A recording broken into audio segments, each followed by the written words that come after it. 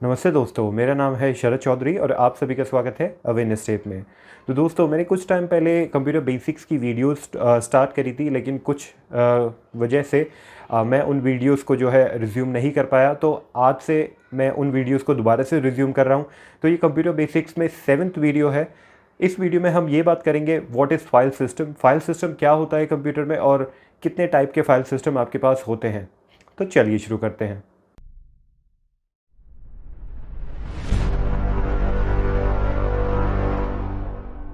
सो दोस्तों, सबसे पहली डेफिनेशन आती है फाइल सिस्टम। फाइल सिस्टम आखिर होता क्या है?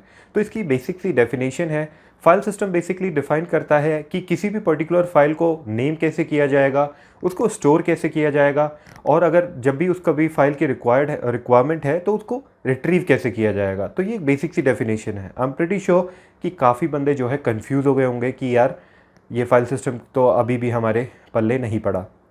तो यहाँ पे मैं एक लेमेंट लैंग्वेज में बात करता हूँ और सिंपल टर्म्स में बात करता हूँ। तो सबसे पहले हम ये बात करते हैं कि फाइल सिस्टम की आखिर रिक्वायरमेंट पड़ी क्यों। तो बेसिकली गाइज, अगर फाइल सिस्टम एग्जिस्ट नहीं करता तो कंप्यूटर के स्टोरेज डिवाइस में आप डेटा डालते रहते अनटिल उसकी कैपेसिटी फुल नहीं हो जाती, या जब भी कभी आपको किसी फाइल की रिक्वायरमेंट होती तो उसको ढूंढना बहुत ही मुश्किल हो जाता कंप्यूटर के लिए। क्यों हो जाता? क्योंकि कोई ऑर्गेनाइज मैनर ही नहीं है, डेटा कहीं भी रैंडमली पड़ा है। ठीक है, तो इसलिए फाइल सिस्टम को इंट्रोड्यूस किया गया। दूसरी चीज़, इसको एक एग्जांपल से मैं आपको और क्लियर करता हूँ। तो सपोज़ कर लीजिए आपके पास एक रूम है, उसमें बहुत सारी बुक्स हैं, मतलब आप बुक्स पढ़ते हैं और उस रूम में कहीं भी जहाँ तहाँ रख देते हैं। ऐसे करते करते वो रूम कुछ इस तरीके का दिखने लग गया है कि रूम पूरा फुल हो गया है, पूरा क्लटर हो गया है पूरा बुक से। अब आपको किसी पर्टिकुलर बुक की रिक्वायरमेंट है जिसको आपको पढ़ना है। तो अब इस जत्थे में उस पर्टिकुलर बुक को ढूंढना बहुत ही ज़्यादा मुश्किल हो जाएगा। इस बात से आप एग्री करेंगे? ठीक है, तो इसी चीज़ को जो है अवॉइड करने के लिए फाइल सिस्टम बनाया गया, ताकि फाइल सिस्टम इस पर्टिकुलर डेटा को, हमारा जो भी डेटा है, जो भी फाइल्स हैं, उनको एक वेल ऑर्गेनाइज्ड मैनर में रख सके। ठीक है, और उनको कैसे रखना है, कैसे रिट्रीव करना है, जैसे कि मैंने शुरू में बताया। तो बेसिकली ये है आपका फाइल सिस्टम। ठीक है, और अगर आप इसको, जो उदाहरण मैंने दिया है, इसको आप अरेंज्ड मैनर में देखोगे तो ये कुछ लाइब्रेरी की तरह दिखेगा, जैसा कि आप मेरी स्क्रीन पे देख सकते हैं। ठीक है, लेकिन फाइल सिस्टम यहीं तक सीमित नहीं है, ये लाइब्रेरी से कहीं ज़्यादा है। क्यों? क्योंकि फाइल सिस्टम आपको एडिशनल फीचर्स ऑफर करता है, जो कि है आपकी डेटा कंप्रेशन। ये डेटा को कंप्रेस भी कर सकता है, स्पेस को मैनेज कर सकता है। ठीक है, डेटा की इंटीग्रिटी, मतलब डेटा करप्ट ना हो, उसके लिए भी ये ध्यान रखता है काफ़ी। और डेटा इंक्रिप्शन, मतलब डेटा को कोई और बंदा पढ़ ना पाए, उसके लिए ये डेटा को एनक्रिप्ट भी कर सकता है, फाइल का कंट्रोल भी रख सकता है। तो ये सारे एडिशनल फीचर्स एक फाइल सिस्टम के साथ जुड़े होते हैं। So I am pretty sure guys कि अब आपको समझ में आ गया होगा कि एक फाइल सिस्टम आखिर होता क्या है। बात करते हैं इनके डिफरेंट टाइप्स के बारे में। ऐसे तो बहुत सारे फाइल सिस्टम हैं जो कि यूज़ होते हैं as per the operating system, लेकिन यहाँ पे हम मेजरली यूज़ होने वाले फाइल सिस्टम्स के बारे में बात करेंगे। तो सबसे पहला आता है FAT32, फाइल एलोकेशन टेबल 32। सो इस पर्टिकुलर फाइल सिस्टम को जो है इंट्रोड्यूस किया था माइक्रोसॉफ्ट ने इन 1996। ये फाइल सिस्टम गाइज एक ही बहुत ही यूनिवर्सल फाइल सिस्टम था, मल्टीपल ऑपरेटिंग सिस्टम के साथ कंपैटिबल था, और सबसे ज़्यादा ये यूज़ किया गया था पेन ड्राइव्स के साथ, मेमोरी कार्ड्स के साथ, इन सारी फ्लैश ड्राइव्स के साथ, इन सारी चीज़ों के साथ ये बहुत ज़्यादा यूज़ किया जाता था।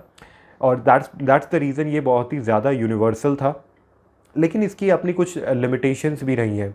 इसकी लिमिटेशंस की बात करें तो FAT32 फाइल सिस्टम में एक पर्टिकुलर फाइल 4 GB से ज़्यादा की ये सपोर्ट नहीं करता था, और ये बहुत ही ज़्यादा कम सिक्योर था। It is very less secure. और तीसरा बात करें तो इसमें डेटा कंप्रेशन की कोई टेक्नोलॉजी अवेलेबल नहीं थी, यानी कि आप इसमें डेटा कंप्रेस नहीं कर सकते। चौथा पॉइंट गाइज कि आप इसमें डेटा को एनक्रिप्ट भी नहीं कर सकते थे। तो ये कुछ ड्रॉबैक्स थे FAT32 के। ओवर द टाइम माइक्रोसॉफ्ट ने 1993 में एक फाइल सिस्टम निकाला था, जो है NTFS, new technology file system. Now ये सबसे ज़्यादा यूज़ होता है विंडोज़ ऑपरेटिंग सिस्टम के लिए, विंडोज़ 7, विंडोज़ 8, विंडोज़ 10। ठीक है, XP से ही इसको निकाल दिया गया था, XP से भी पहले मैं कहूँगा। और इसके अगर मैं फ़ीचर्स की बात करूं तो ये काफ़ी ज़्यादा फास्ट था FAT32 से, लेकिन इसका एक मेजर ड्रॉबैक ये था कि ये मल्टीपल ऑपरेटिंग सिस्टम के साथ कंपैटिबल नहीं था। ये बस विंडोज़ के साथ ही ये रिकॉग्नाइज हो सकता है, ये पर्टिकुलर फाइल सिस्टम। और इसकी अगर एडवांटेजेस की बात की जाए तो इसकी फ़ाइल साइज़ लिमिट, लाइक एक सिंगल फाइल आप 16 टेराबाइट्स तक की इसमें स्टोर कर सकते हैं।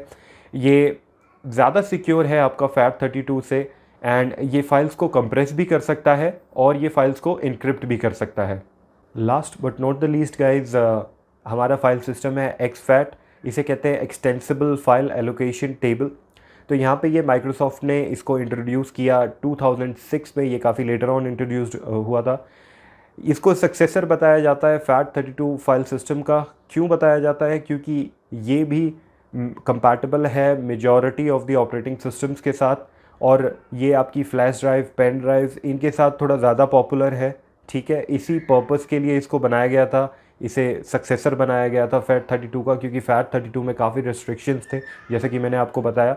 exFAT जो है काफ़ी ज़्यादा फास्ट था FAT32 फाइल सिस्टम से, और इसका मैक्सिमम फाइल साइज़ होता है एक सिंगल फाइल के लिए 128 पेटाबाइट्स, जो कि बिलीव मी गाइस बहुत ज़्यादा है। आने वाले काफ़ी लंबे समय तक हम इतने साइज़ को यूज़ नहीं करने वाले हैं।